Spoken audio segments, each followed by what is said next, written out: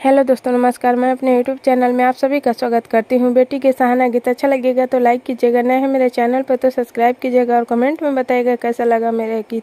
Please आप लोग support जरूर कीजिएगा मुझे। कंकर चुनी पापा महला उठवला, महला करेला झका झक हे, महला करेला झका झक हे।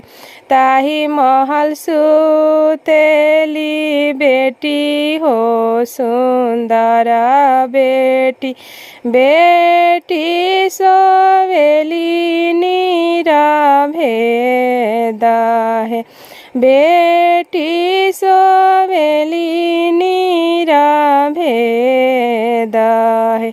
जगावन चलेली बेटी के आमा, उठ बेटी भैले भिनु सार है, उठ बेटी भैले भिनु सार है।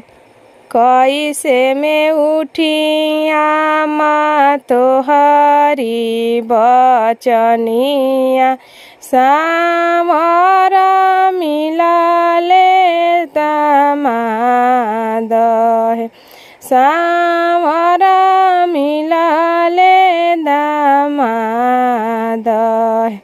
सामर सामर जानी कर हो बेटी, सामर हमें श्री राम है, सामर हमें श्री राम है।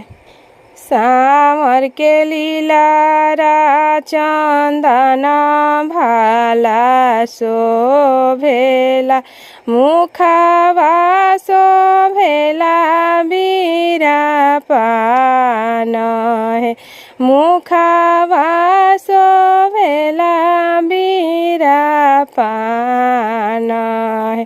कंकर चुनी चाचा महला उठवला, महला करेला झका झक हे, महला करेला झका झक हे।